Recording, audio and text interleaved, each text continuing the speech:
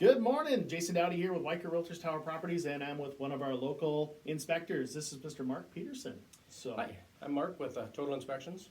all right, and I asked Mark to kind of come in here this morning to we wanted to create a little bit of a video that not only gets to know a little bit about Mark and a little bit about his business, but talk a little bit about why we should get a home inspection, or should we get a home inspection. So, Mark, first I want to know what type of do you do just residential, commercial? Nope, I do both residential and commercial. I don't do anything, if you get into like a 3-story place, anything you can't get to with a ladder for the most part, or if they don't have access to it, it's a little hard to do some of the commercial stuff.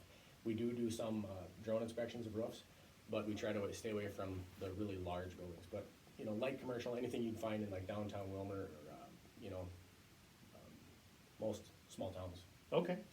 So you're from Willmar? Yep. Okay. So in what areas do you pretty much cover? I cover Willmar, anything from here to the western edge of the metro. I do go up to Grainer, anything within typically 100, 120 mile radius. Okay, so anything Candia High, Stearns County, Chippewa County, that's kind of Renville, Swift, awesome. Douglas. Okay. Yep. Okay. And I'm curious, so, a lot of times I'm working with a buyer and they say, we walk through a home and they're like, man, I love this house. This is the perfect house. And I say, it's pretty good too. And I'm like, so what do you think? Should we get a home inspection? And sometimes the buyers are like, it looks so good. I don't think I really need one. But one thing I like to always encourage my buyers and sellers is it's always a good idea to probably get a third-party, non-biased opinion on this house. I mean, would you agree with that? I would. It's actually good to look for. Have somebody else look at things that you typically wouldn't look for, like we've talked about. Attics, for instance, or dive into the plumbing under a sink. I've found one recently that everything was good except for the sink was actually leaking and it was rotting the underside of the cabinet, which they didn't see when they were looking at the house. Because you typically when you're looking at a home, you look at things from more of an emotional standpoint than a practical standpoint. Right. And I know we were talking about this a little bit earlier that for a home buyer or a seller, that is their greatest asset. Yes. That's where you're going to make your largest investment. A home inspection is cheap.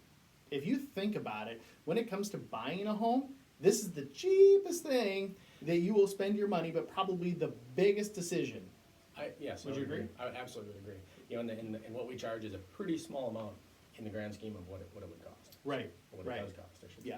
Yeah, I would agree with that 100%, because sometimes it takes someone else to kind of come walk you through that house and to look at the furnace and look at the plumbing and crawl in the places that you and I, or maybe you obviously like to crawl in them, but not me. You want to crawl underneath that crawl space. Yeah, exactly. Right. Yep. So you're going to get into the places that most of us don't want to go. Right. And the average inspection in this area is about $325, so it's really pretty minimal. For the most part. Is it different for commercial? It is. Actually, typically with commercial, it's a little harder on here, but typically with commercial, we actually look at the square footage. Commercial properties, it's more of a property evaluation report than actually, oddly enough, you get more detailed with a residential than you do with commercial. We look at more with commercial, but the details are a lot more on a residential property. Okay.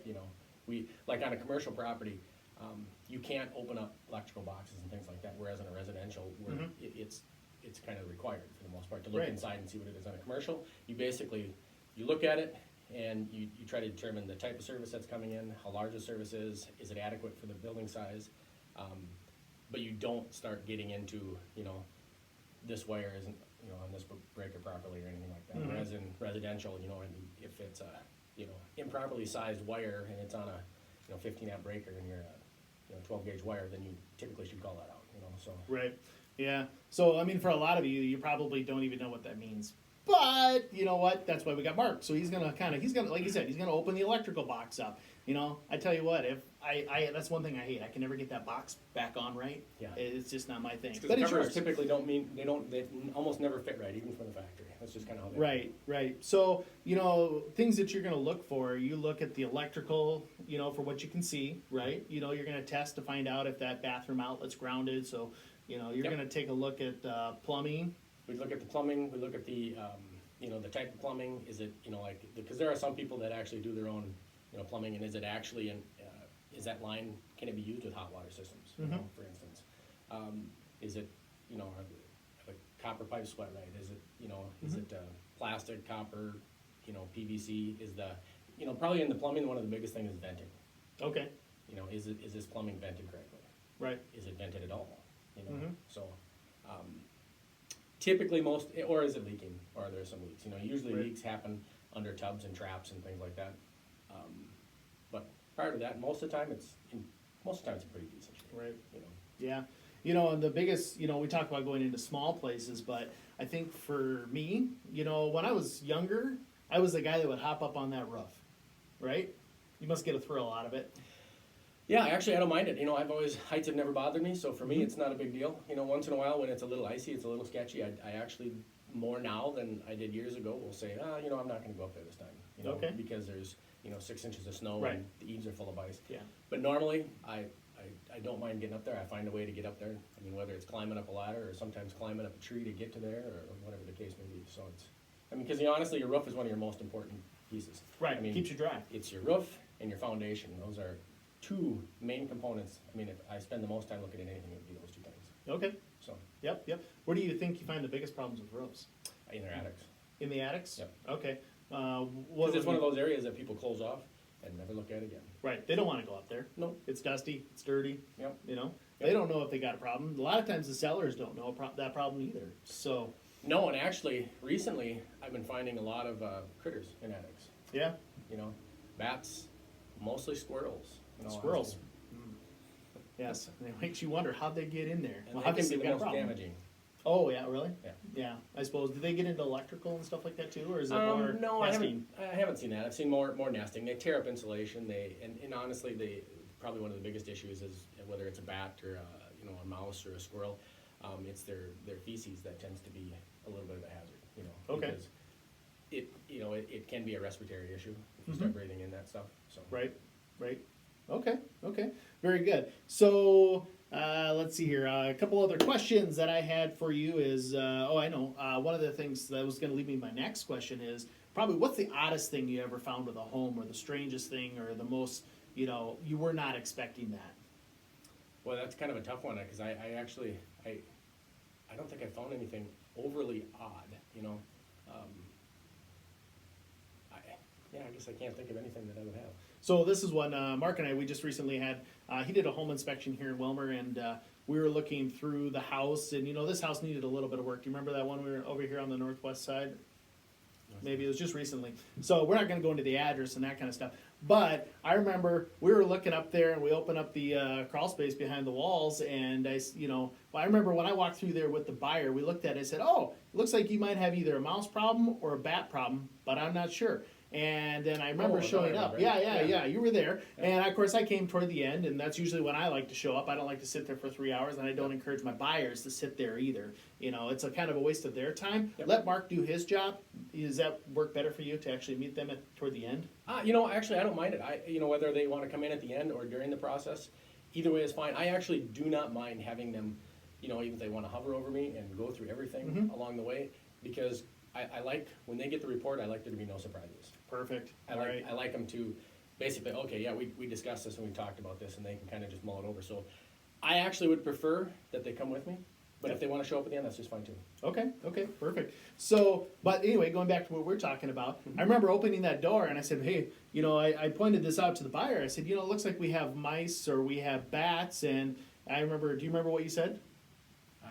No, I don't. You said, well, actually, that's squirrel.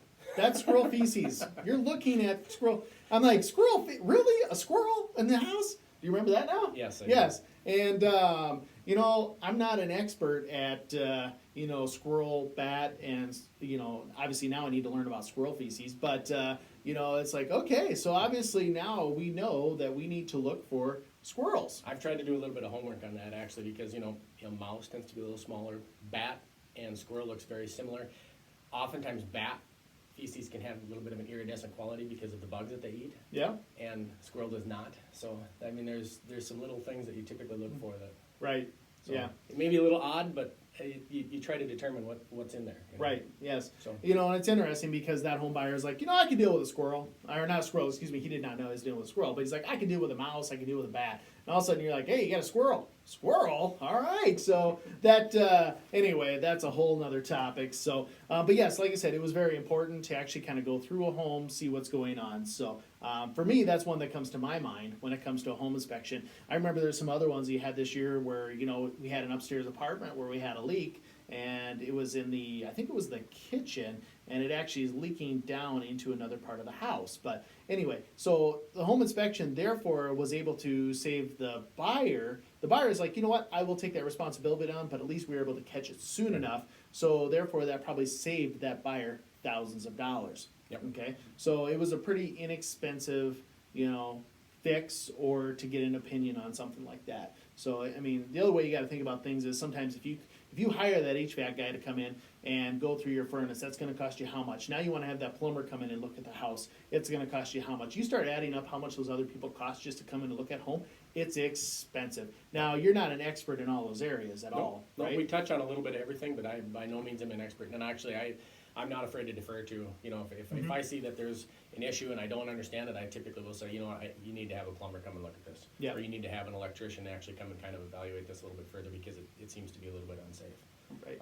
So, no, I by no means am I an expert in all that, but we know a little bit about most all the functions of the home. So we're able to kind of determine whether or not this is actually operational, is not operational, it's safe or it's unsafe.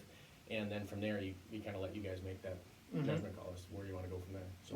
Right, yeah. So, I mean, these are a lot of things that buyers and even sellers don't think about when it comes to having a home inspection. So most people look at, is this the right color? Is this paintwork for me? Right. Or yeah. Is this trim going to be? This is going to go with my sofa. Yeah, exactly. Yeah. It's not whether the water heater is working or the furnace is operational or any of those kind of things. So. Right. So, and then I had one last, another question for you, and maybe this is our last question, I'm not sure, but I guess from a buyer standpoint, where do you typically find the biggest problems with a home or a commercial building or whatever you're inspecting? Is it the roof? Is it the foundation, the plumbing, the electrical? Where do you typically see that, the biggest problems? Actually, it's for me. It's probably in the attics, roofs for the most part. The attic tends to be something that's oftentimes closed off. People don't ever look at it again.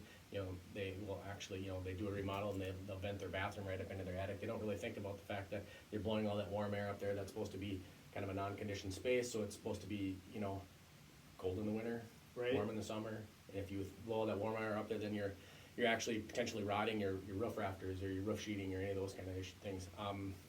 And insulation. Insulation tends to be pretty inadequate in a lot of places. Right. Partially because, years ago, over the time the rules have changed, or not rules, but the requirements have changed, in regards to how much it takes to keep a house warm in this climate. So, and people typically don't keep up with it. I would have to say the other area that tends to be the biggest issue, and this would go into the commercial area, is foundations, footings. Basements, especially in this climate, they do shift, they do change. Houses tend to have a mind of their own. They do, or buildings for that matter, they do breathe and move and change, and cracks do happen, and it's kind of a natural thing. It's determining whether or not it's actually a problem. So, Right.